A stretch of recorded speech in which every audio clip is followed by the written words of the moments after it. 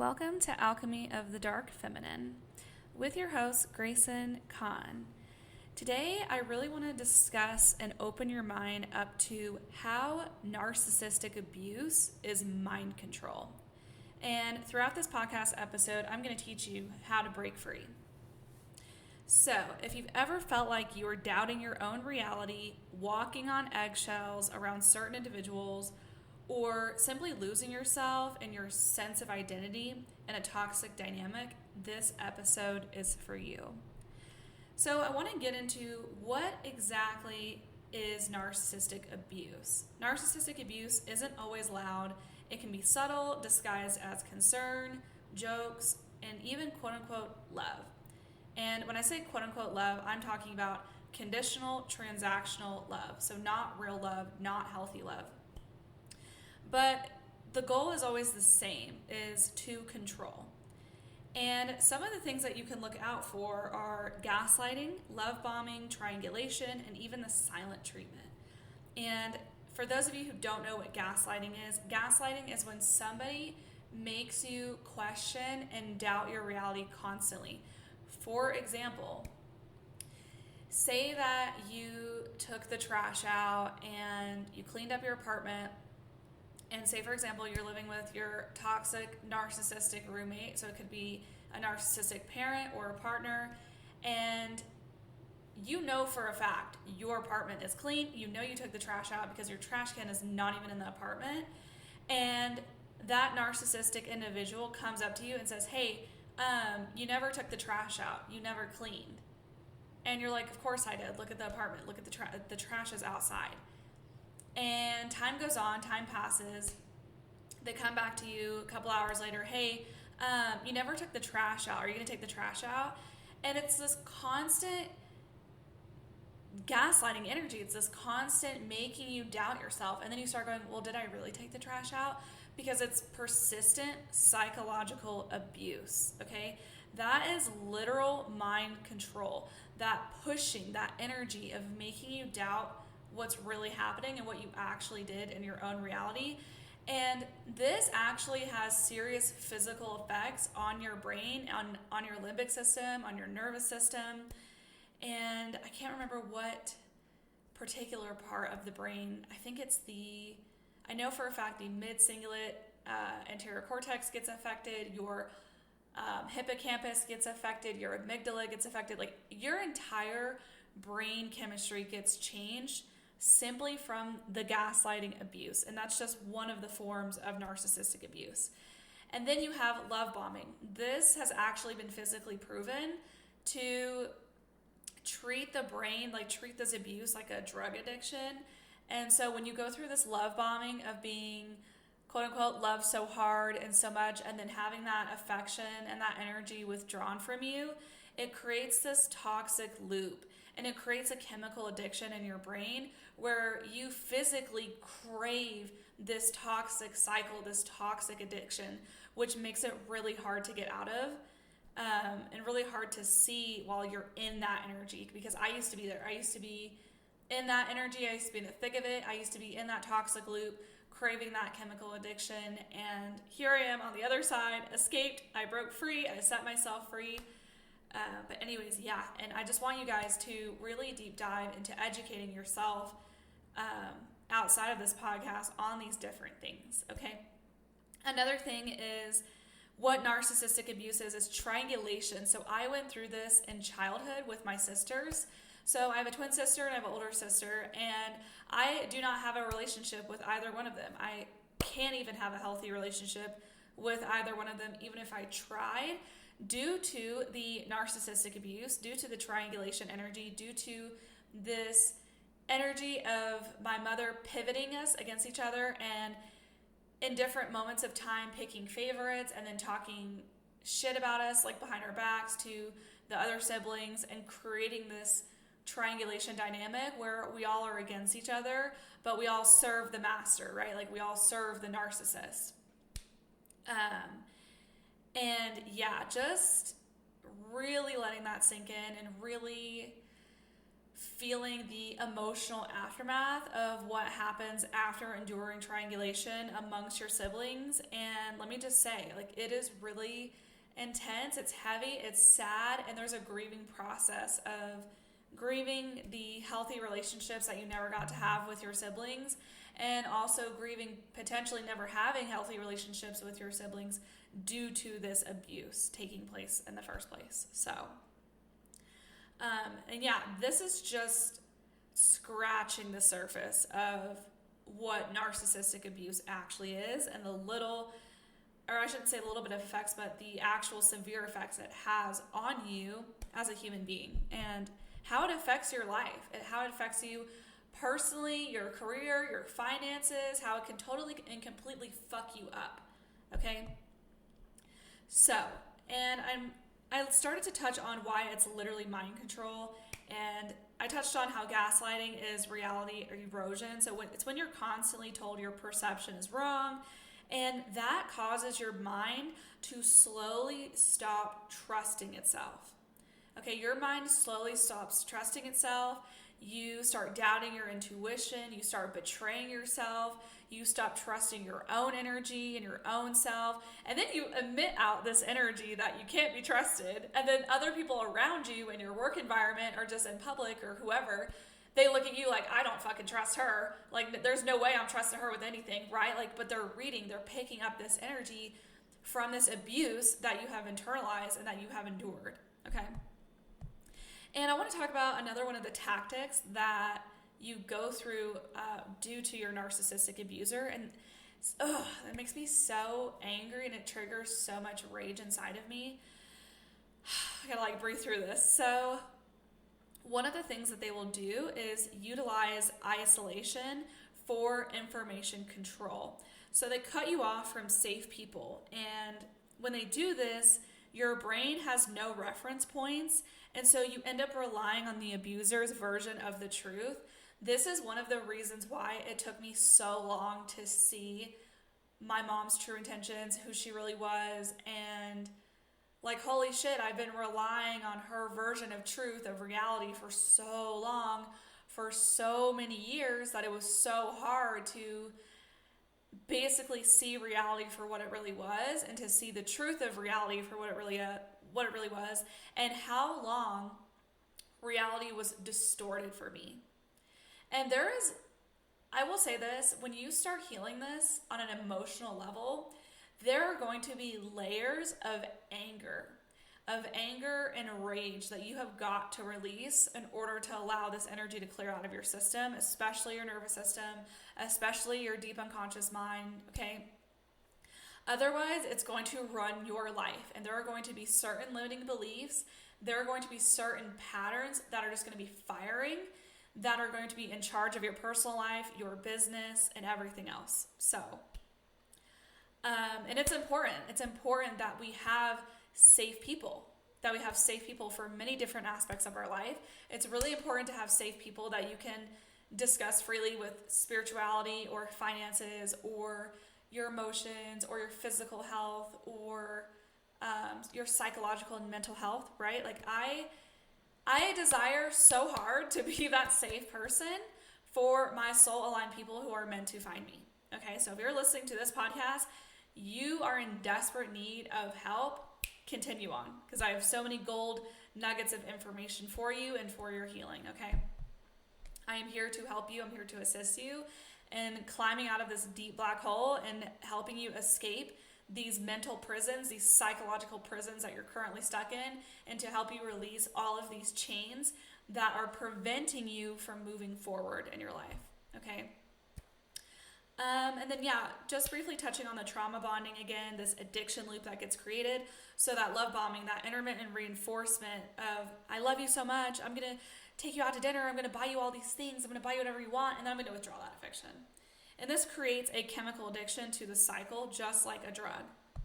And this ends up hijacking your nervous system, and it literally rewires your sense of safety, self-worth, and truth.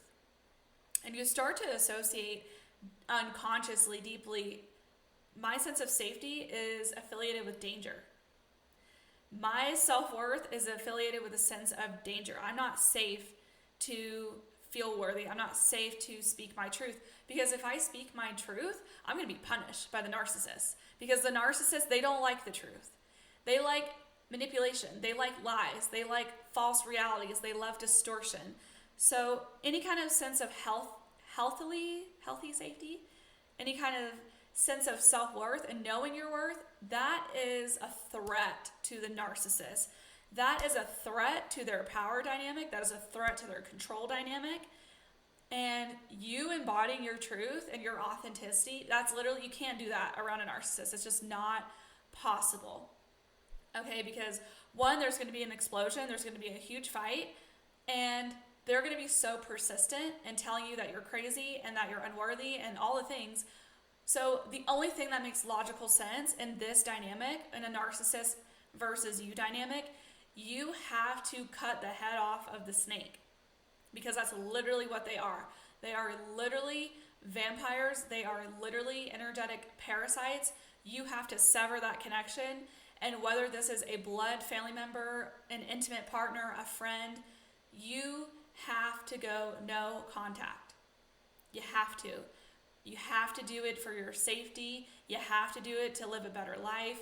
You have to do it for a sense of security, to fully embody your authenticity, to fully live in your truth, to fully speak your truth, to live a totally healthy life. Otherwise, your life is going to be full of fucking lies. It's going to be lies. This is super trigger warning, super truth bomb. Your life is going to be consistent of fake connections and not genuine, authentic connections. And in order to have real, authentic, genuine connections with people in the first place, you have to be vulnerable. There has to be a sense of vulnerability. And narcissists do not have that. They refuse to be vulnerable with you. They have a super fragile ego.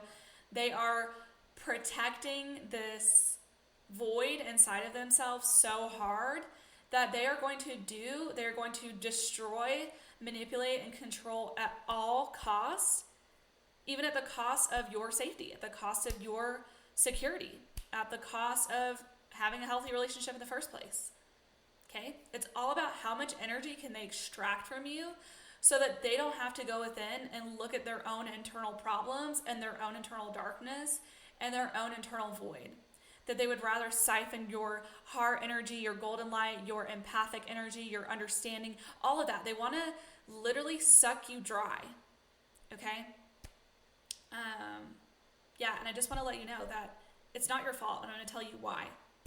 So if this happened to you, or if this is currently happening to you, it just means that you are super duper empathic, you are open, and you are a loving soul. Okay? This is not weakness. I need to re-emphasize this. I'm going to talk directly to your subconscious mind, your nervous system, and who you are as a soul, okay? You are not weak. This is not weakness. It just simply means that your heart is extremely powerful. Okay? So I'm going to give you guys some practical steps on how to begin reclaiming your mind. All right? So first things first is you have to name what's happening. How do you do that when you have no idea what name to put to the label? Like you have no idea what name to put to the current abuse that you're going through. Okay, I was in the same position. I was like, I know something's off. I know this is dysfunctional. I know this is toxic. I don't know what this is called in particular. But what I'm going to do to start grounding myself into reality and to start validating myself instead of seeking validation from the narcissist is I'm going to start journaling, and I'm going to start recording her on my phone so that I don't feel like I'm fucking crazy and that I'm losing my mind. Okay? And then what ended up happening was I started journaling things. I started utilizing ChatGPT. And then I started becoming aware of different dynamics. And I was just like, oh, okay, so she's a narcissist. Oh, specifically, she's a covert narcissist. These are the patterns and the things that a covert narcissist does.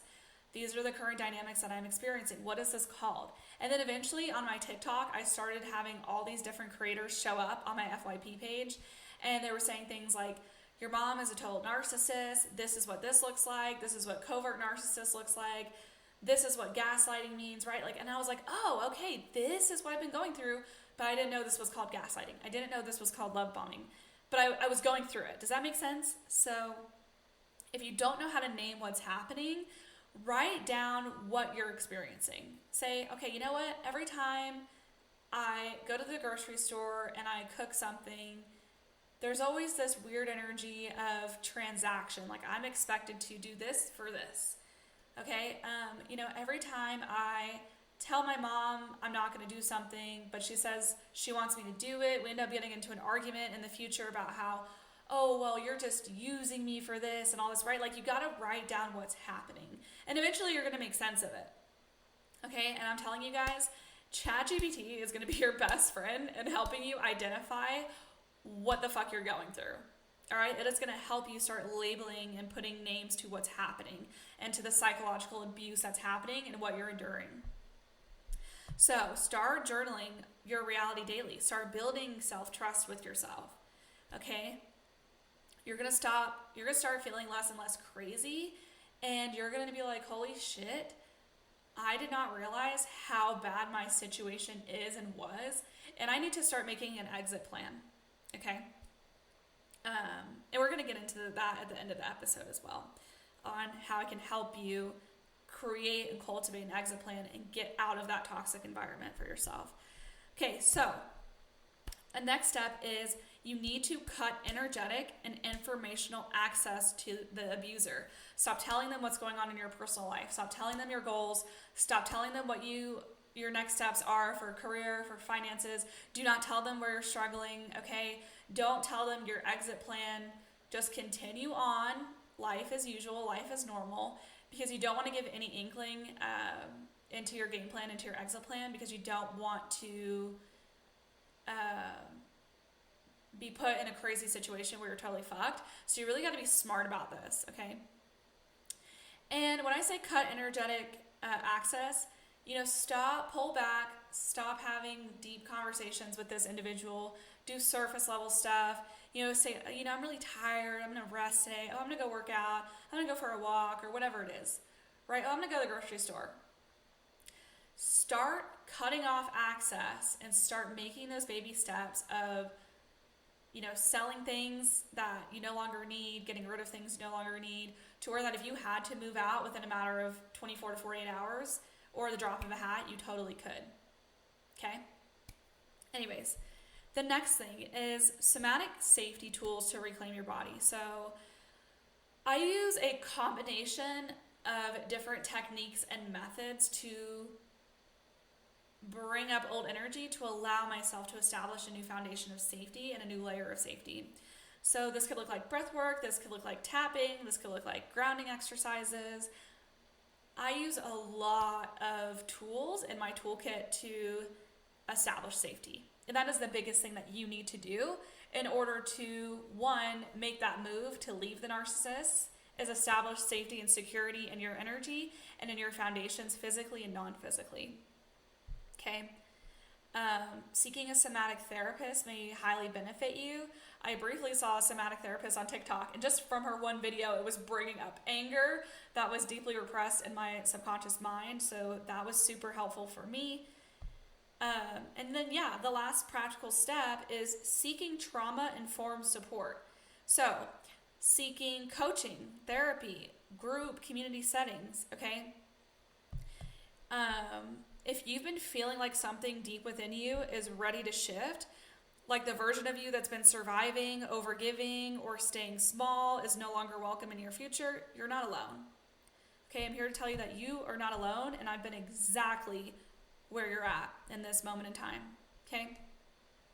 So many people I work with are wildly intuitive, powerful, and they're meant for so much more, but they've been stuck, unfortunately, in these old energetic loops, family conditioning, or even trauma bonds, or all of the above, that are keeping them from playing small, or keeping you playing small, and that's attracting the same painful patterns.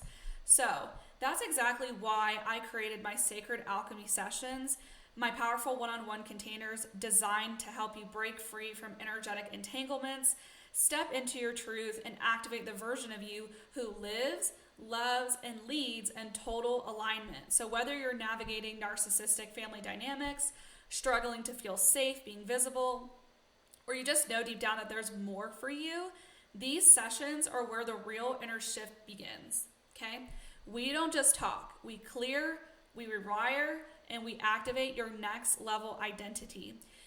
You'll leave feeling lighter, clearer, powerfully grounded in your purpose. So if your soul is whispering, wow, this is for me, I'd love to invite you into this space. And you can book your Sacred Alchemy session through the link in my bio or the show notes below, and we can transmute everything that's no longer yours to carry. Okay, so the last thing that I want to say to leave you off on this episode to help empower you, help you feel empowered, is breaking free from narcissistic abuse isn't just healing. It's liberation from a system of control. You're not broken. You're just remembering who you are. Okay? And I'm just going to take this moment to invite you to reach out to me, send me a DM, get to know me. I am on TikTok Lives once a week, every week, just doing oracle card readings. Share this episode if this resonates with you, or you know somebody else you know in your reality needs to hear this information. And yeah, DM me, reach out, get to know me, and come feel my vibe. I would love to get to know you as well and help set you free, help liberate you, help you break out of this mind control that is no longer serving you, and end this narcissistic abuse once and for all. I love you guys so much, and I will see y'all in the next episode. Bye for now.